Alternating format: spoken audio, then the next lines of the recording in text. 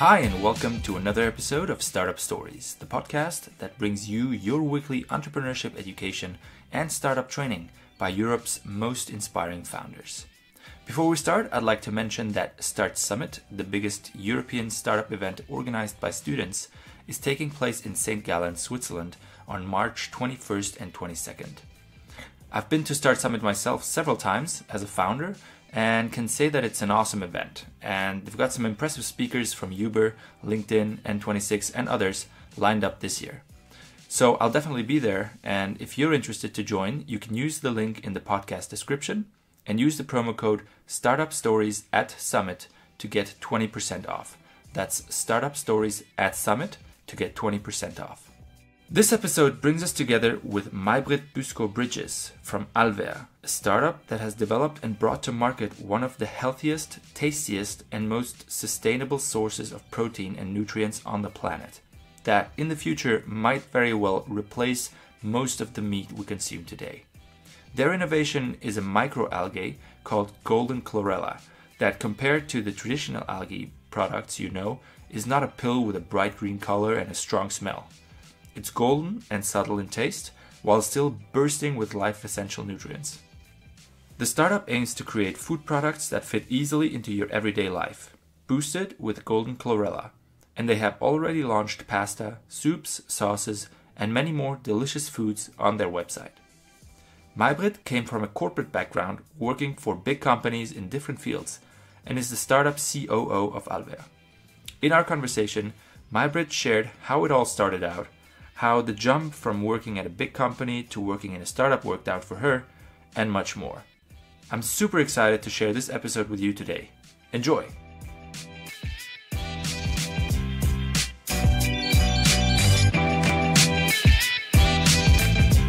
All right, Majbritt, thank you so much for taking the time. Thanks for having me. I'm really excited about hearing the startup story that you're going to tell me about. I've already purchased a product. I think it was yesterday. Excellent. Yes, the powder. Yes. Because I want to try that. So I'm very excited about to hear you talk. Maybe as a quick intro, could you tell me, who you are and what does the startup you're working with do? Yes. So I am Majbritt Bridges, and I am the co-founder of Alver, Golden Chlorella. The brand Alver, the name of it actually comes from the old Scandinavian word for elves. And the elves are very, very concerned with the way that we're treating not just our health, our bodies, but also our environment. So the little Scandinavian elves, they've trotted all the way down to Switzerland to tell us that we need to do something serious about the state that we're turning ourselves and the world into. So I teamed up with Mine Oran, who is a expert in sustainable proteins, more on the side of non-animal proteins. And she was previously the head of protein R&D at Nestle. Uh-huh. And we met several years ago at a women's executive conference in Rome. And even though we were in very different sectors, because I come from the financial world, I was searching for sustainable funds at the time. And I had one client who very specifically asked me for a non-animal fund. So she was vegan and she wanted an alternative meat fund, basically. So I set out on this journey, and I then remembered having met Mine, and I contacted her at that time asking if she could direct me in any direction to find some funds, sustainable funds. And at that point, she had just come back from speaking at the White House, where she had been invited to speak at the summit on proteins and basically on food security.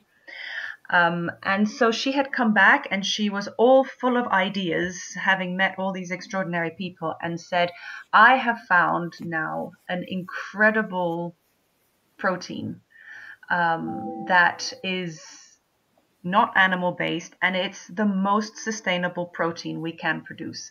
And it's looking towards the oceans, so looking towards algae, which is also our first source of nutrition when we were just plankton or whatever we want to call ourselves. We were back then.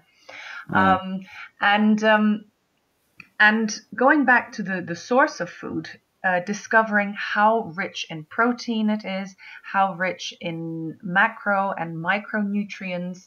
It has a full amino acid profile, so it can completely replace meat. So that's kind of where the whole thing started off, was what do we do with this great idea? So really, the problem that we're trying to solve is that at the moment, the current protein sources that are out there are just not satisfactory enough. We know that with a growing population, there won't be enough meat to go around. We can't use animal products the way that we have been, not just because of animal welfare, but also simply there's not enough space on the planet to feed the animals and ourselves. So algae have been known to be an exceptional source of nutrition, but they've always been stuck in the supplement world. And what we want to do is bring it out of that supplement area industry and bring it actually into the food industry as an ingredient. But entering the food industry, it has to taste good. It has to look good and it has to taste good. So this is part of the journey that we are taking. So what we've done is we have developed a chlorella, so it's a microalgae, which is neutral in color and in taste. So it's yellow, so that's why we call it Golden Chlorella. So chlorella is this strain of algae. And so really we're in the innovative food tech side of business, and that is our Golden Chlorella brand, is that food tech innovation. Neutral color, neutral taste, which means it can be an ingredient, and it means we can make a range of finished foods that are high protein, that are vegan, that are exceptionally nutritious. And this is then our Alver brand of finished made foods. Right. Yeah, I've seen on the website you sell, was it a soup or? Yeah, so we have. There's other products. Yeah, we've developed high protein soups, high protein sauces, and high protein pasta. Nice. We will shortly have also a high protein bar, so cereal bar, and granola, so type of muesli, because we often don't get enough protein in the mornings, so it's a good way of incorporating a brain boost in the morning. Yeah, I really like the grand vision, and I mean, it's based on so many facts, and global warming is, people are becoming more and more aware about it. Yes. And it is so important tackling that issue, and I think tackling it like that, I was really excited to talk to you about it. Now there's this grand vision, and yes, we need to change something. But in the end, it's about the consumer paying or not paying for something. Absolutely.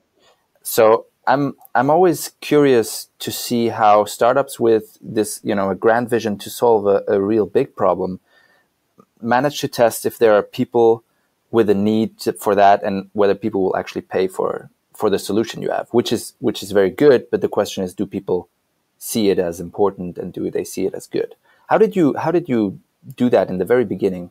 Yeah, testing if people had the need for that. It's a great question, and it's an ongoing questioning, which we have ourselves as well. And very interestingly, we started targeting the millennials. They're definitely the movers of sustainable foods. They're definitely the movers towards more ecological living, etc., etc. But they spread the word. But with a product like this, which is quite specific, and more expensive, obviously, than for example going to buy pea protein or some other sort of plant protein. Yeah. We've realized that we've ended up, our clients are slightly older than the clientele we thought would be going for it. And it's basically because it's so rich in magnesium, in potassium, in zinc, in vitamin B, in calcium, which, as with age, you realize your body is lacking through everyday foods. Definitely. So there seems to be a consciousness that, food, you need an easy solution, and the millennials are keen, but there is the older generation, older and older. I would say between the ages of 40 and 60, who have suddenly started reacting to this as well. But they're probably influenced by their children, who are the millennials. Yeah. So it's kind of come in a funny direction like that. Yeah. But in terms of, you mentioned also in your question, in terms of marketing it,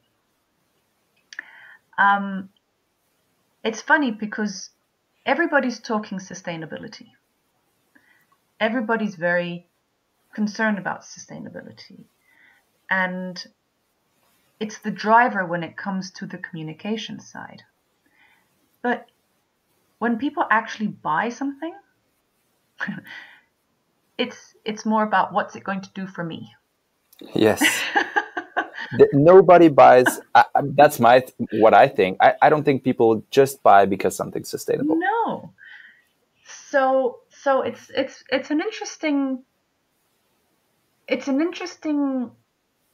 Yeah, and it's something we're constantly working on, is how do you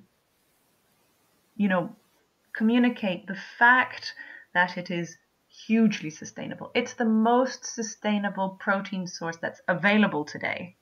You will reduce your, it requires 40 times less water, arable land, and emits 40 times less CO2 than meat. And everybody goes, wow, that's amazing. But in the end, what's selling the product is the fact that it is a full amino acid profile, that it's got the magnesium, it's got the potassium, and chlorella is specifically known to be a cleanser. So it's a detoxifier. It's mostly known and has been sitting in the pharma world more because it's so known to eliminate heavy metals and pesticides from the body, because it's an excellent absorber. Yeah. So that's the reason why people are buying. Yeah, I totally agree. I mean, you can sell a broad vision, but in the end, people are going to take out the money for a solution that solves one of their personal problems. Yeah, exactly. Even dentists now are suggesting their patients who have metal fillings to take chlorella to eliminate the heavy metals from it and all that. So. Yeah. It's taking all sorts of twists and turns, but it's all for the good. So. Yeah. How did you acquire your first customers? I can imagine being an online shop. There's so many things online to buy, and you go under, or you tend to go under in the internet. How did you get your first customers? Yeah. So. The first area we targeted, actually, or we spoke to, were the pharmacies. Even though we're trying to move out of the supplement world and move into the ingredient world, we went to the pharmacies because the pharmacists are familiar already with chlorella. So they actually they know what it is. They have it on their shelves. Yes, it's green chlorella, and it's got this strong algae taste, and it usually comes in capsules. So for us, it was very easy to go to the pharmacies and say, look, this is an innovation. It's a new chlorella, which is neutral in color. It's neutral in taste. You can mix it with whatever foods you want. You can mix it into your soups. You can mix it into your smoothie, into your bakery. You can just add it to your everyday foods, and it won't disrupt the other elements. Plus, because we want it to be an ingredient and we want it to be an everyday usage, we're also much cheaper than the chlorella you find at the pharmacy in small tablets. So it was really a no-brainer for the pharmacies to come on board. So we're at the moment present in 5% of Swiss pharmacies. Nice. And yes, we have an online shop, but that is not where we plan to have a business. That's really just been for the online search and for people who are not close by. But what we do is on our website, we actually have a whole list of all of our shops and pharmacies where you can go and buy our products. Yeah. So we would much rather people go and buy it in the shops, because we found that the online works great. People love to do research online, but especially in Switzerland, it probably will be different in the rest of Europe. But in Switzerland, people love to research online, but then buy in shop. Yeah. So pharmacies were our first point of entry. And then now we're in the food retailers as well. So we're at Manor in Geneva. We will slowly be moving out into other Manors. And we will have a co-op entry into their new concept, because co-op has this new concept coming up. And that will be, it'll be in the next couple of months. We'll be entering into co-op. Yeah, that's great. great. In their well-being, wellness, bien-être section. Environment. Yeah, that's nice. Well, I have a couple of questions regarding your personal experience. You mentioned earlier that you were in the finance world before. Yes. In working for a corporate, and I always find it curious to talk about people who jump from corporate to startup, because it's not an easy jump. So I was wondering if you could tell me a bit about the steps you took to go from employee to entrepreneur, and how did you tackle one challenge is the financial challenge, that you don't have the fixed salary anymore. Maybe I don't know how far you were then, but how did you tackle that transition? How was it for you? Yeah, so I've worked for some very big companies and I've worked for some very small companies. So I kind of funneled down over time. I started at Morgan Stanley on the trading floor in London. I moved then into strategy consulting. I then moved into family office. And then I moved into a larger group, as well as setting up an office in Geneva for a wealth management group.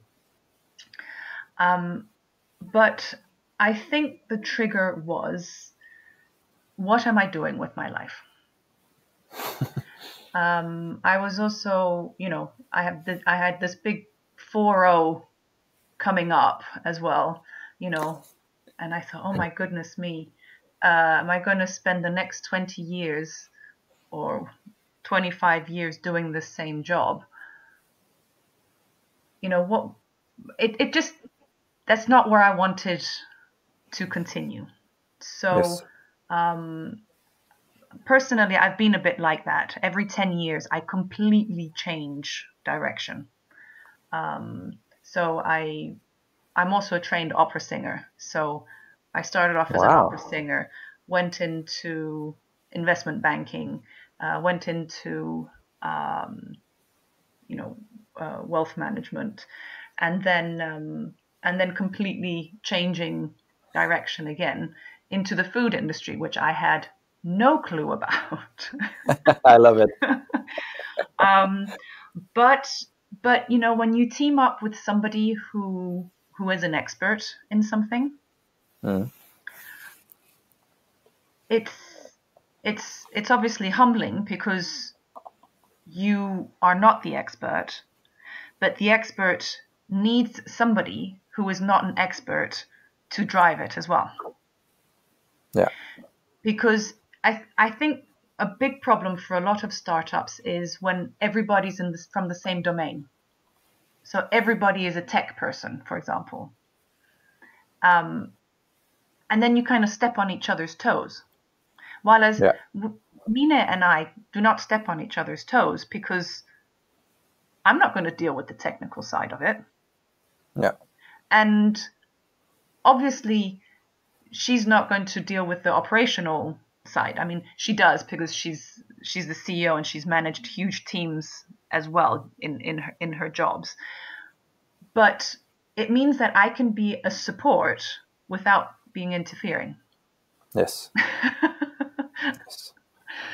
And how is that transition from you to being in big corporates to having that role as a COO? Well, I mean, I think the biggest change for both of us coming from corporate world was there is no department to call up when you have an IT problem. There's no department to call when, a legal thing needs sorting.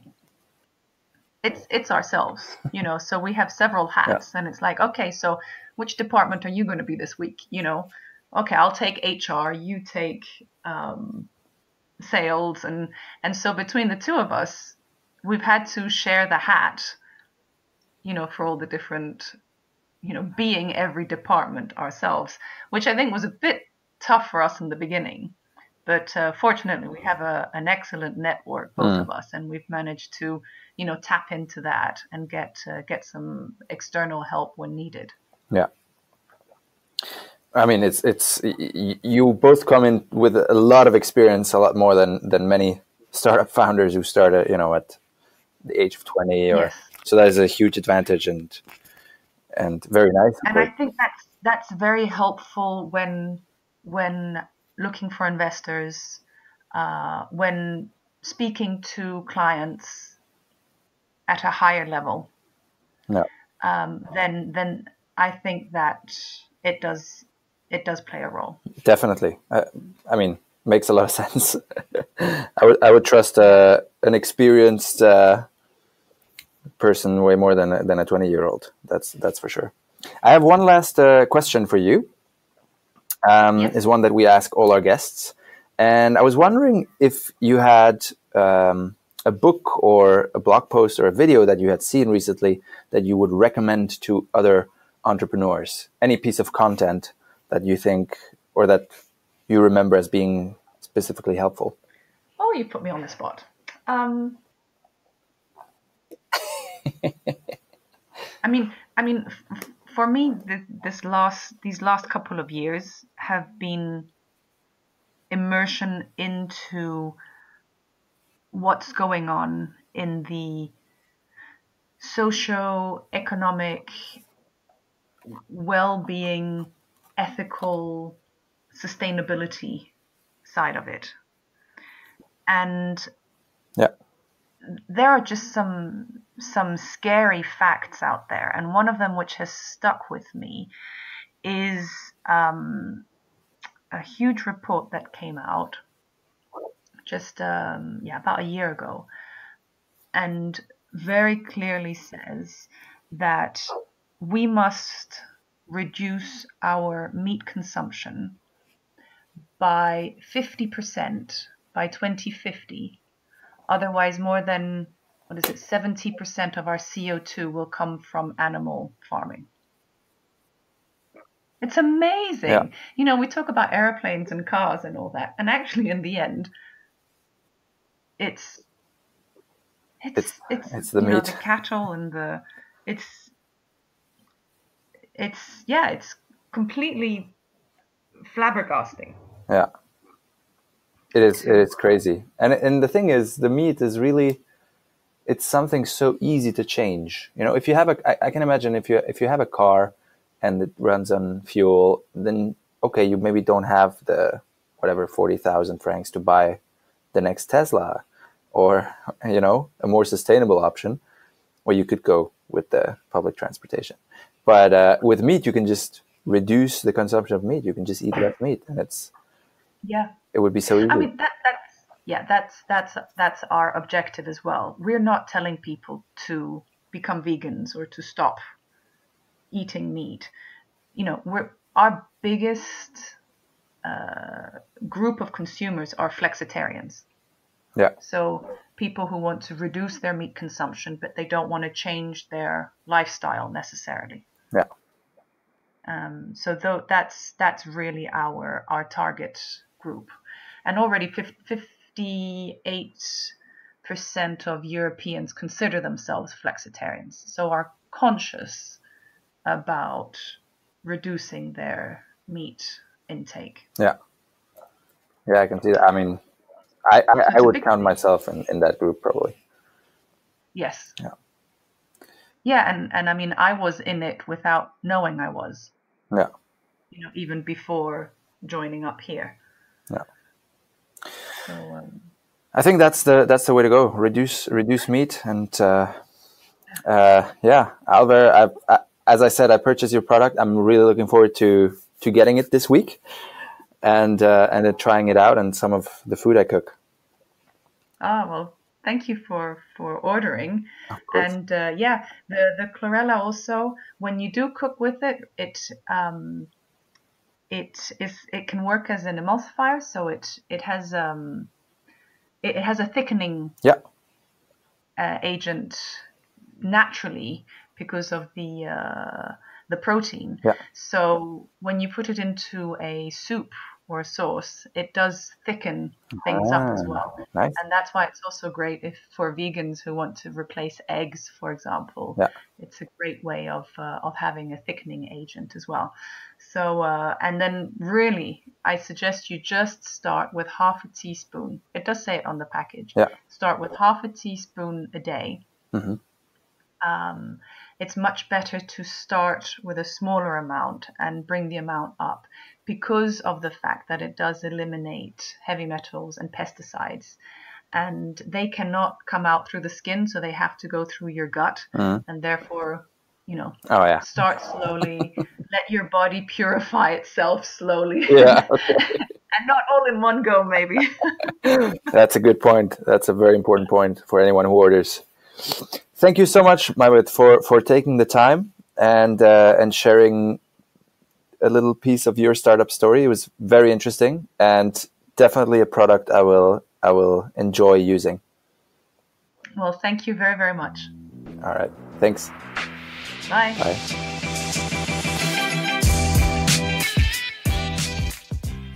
Thank you for listening to another episode of Startup Stories. Make sure to check out the show notes with additional links at nerdentrepreneurs.com.